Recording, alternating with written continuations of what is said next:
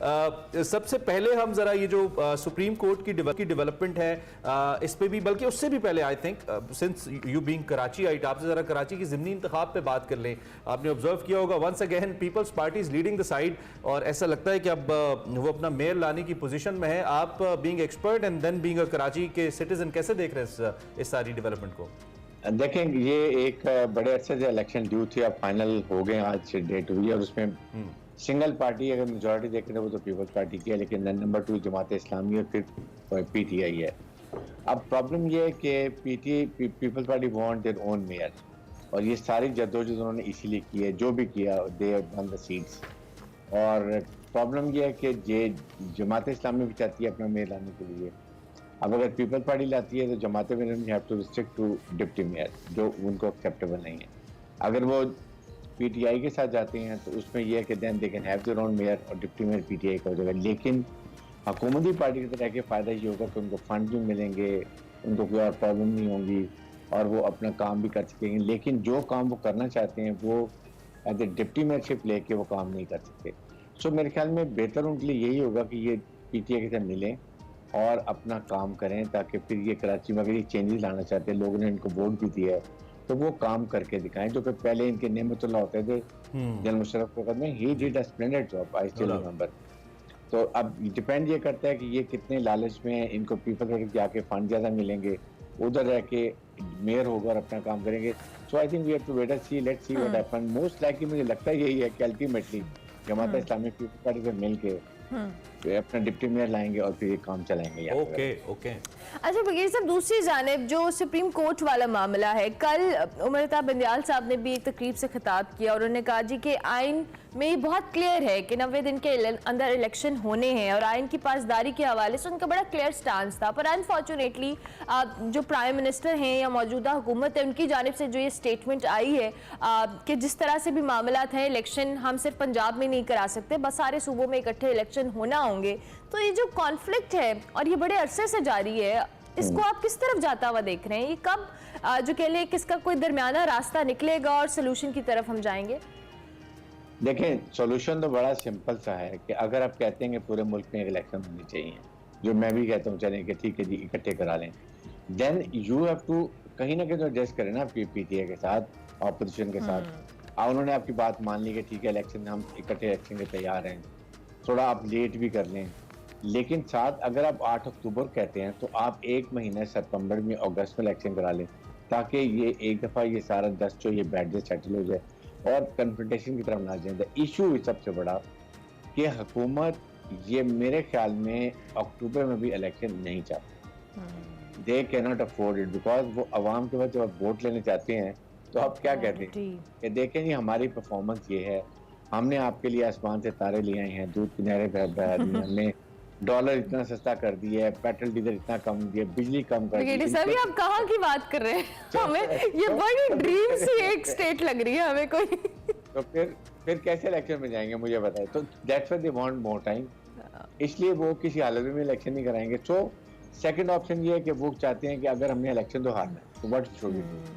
We take the temperature of the politics so high कि कहीं ना कहीं देन समबडी इंटरफियर और वो ये करते हैं जी आपको हटा देते हैं। आप कहेंगे देखें जी हम सियासी शहीद हो गए, हमें विक्टिम कार्ड के तौर पे इस्तेमाल करेंगे और कहेंगे हमारे से बड़ी जाती हुई है। फिर एक दो साल वेट करके रीऑर्गेनाइज करेंगे, बिल अपनी पार्टी को फाल करेंगे, फिर इलेक्शन कराएंगे।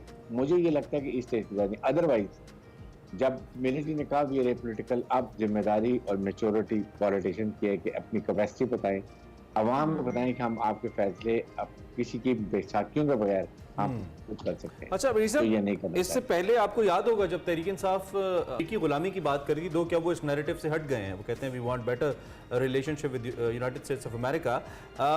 अमर बिल मारूफ नारा था जो पाकिस्तान तहरीक इंसाफ के स्लोगन के तौर पे इस्तेमाल हुआ। इमरान खान अपनी तकरीरों में बार बार कहते रहे। कल उसी अमर बिल मारूफ का जिक्र मुअज़्ज़ज़ चीफ जस्टिस ने भी किया। क्या इसमें जो मुताबिकत है महज इत्तफाकी? नहीं, ये इत्तफाकी होगा, उन्होंने एक रेफरेंस पास किया होगा। देखें, प्रॉब्लम ये है कि सुप्रीम कोर्ट के चीफ जस्टिस ने एक ऑर्डर पास किया हुआ है, चाहे वो एक सिंगल सुप्रीम कोर्ट के जज ने किया हो या 3 बेंच ने किया हो, दिस रिमेन्स एन ऑर्डर।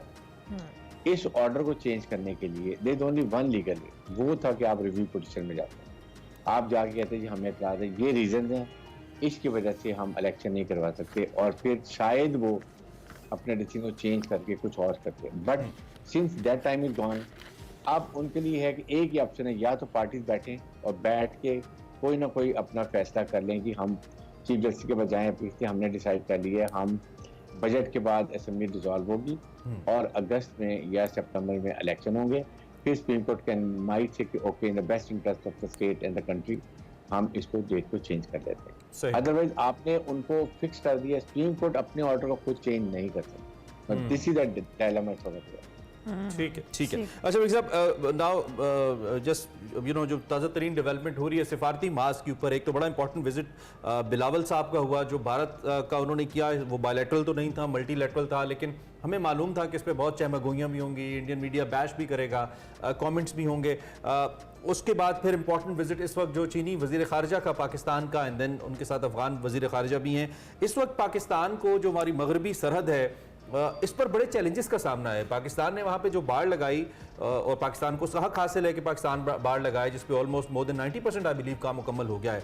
उसके बावजूद जो उस तरफ से पहले ढके छुपे अल्फाज में और फिर खुले अल्फाज में भी पाकिस्तान को मुश्किल का सामना करना पड़ता रहा, हमले होते रहे पाकिस्तान के ऊपर, पाकिस्तान फौज के ऊपर।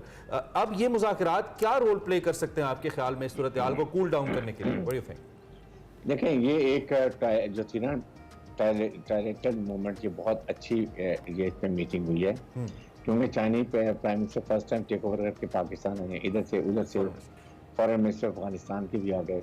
सबसे अहम बात है कि अफगानिस्तान में पीस और अमन होगा तो पाकिस्तान में पीस होगा, और पाकिस्तान में अगर अफगानिस्तान में पीस होगा तो सी पैक भी बन जाएगा, गवादर भी बन जाएगा, हमारी सेंट्रल एशिया से जो कनेक्टिविटी भी हो जाएगी, और Russia, Central Asia, China, Pakistan, Iran, Afghanistan की इतनी बड़ी डेवलपमेंट, इकोनॉमिक डेवलपमेंट होगी।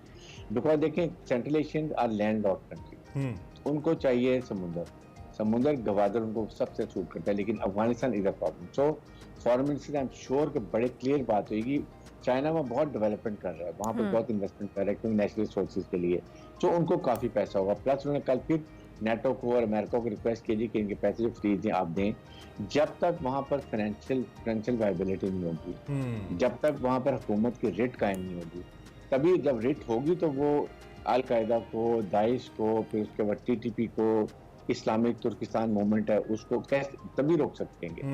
इसलिए बात तो ये अमेरिकन जान के जाते हुए अपने एमुनिशन छोड़ के अनअटेंडेड, ताकि मुश्किल हो। एक बड़ा अहम मुद्दा इसमें वो है कि चूंकि वजीर खारजा चाइनीज जो मिनिस्टर फॉरेन अफेयर्स हैं वो भारत से पाकिस्तान आ रहे हैं, और इससे पहले हमने बड़ी important development between Saudi Arab and Iran देखी, जिसको मीडिएट किया चीन ने, और फिर आपको लगता है कि इस सूरत हाल में कहीं ना कहीं बैकडोर तालिबान को भी चीन इंगेज कर रहा है और भारत भी कहीं ना कहीं इसमें इंगेज है, क्योंकि भारत इज द रीजन जो कि पैसे लगा के अफगानिस्तान की सरजमीन को पाकिस्तान के खिलाफ इस्तेमाल करता रहा है और कर रहा है, तो कहीं ना कहीं चीन इन दोनों ममालिक को बैकडोर इंगेज कर रहा है पाकिस्तान की सूरत हाल को बेहतर करने के लिए, ताकि CPEC आगे बढ़े। देखिए, पाकिस्तान चाइना डेफिनेटली अफगान हुकूमत से जरूर डील कर रहा है, बट मेरे नहीं ख्याल कि TTP के साथ वो डील कर रहा है। TTP को जो इंडियंस और अमेरिकन की सपोर्ट है, क्योंकि TTP द मेन वेपन और दाइश उनके पास है, जिससे पाकिस्तान को वो हर हालत में बलूचिस्तान में ट्रबल रखना चाहते हैं, अफगानिस्तान में इंतशार रखना चाहते हैं, ताकि ये दो हालात होंगे तो पाकिस्तान का CPEC आहिस्ता आहिस्ता डिले होता जाएगा।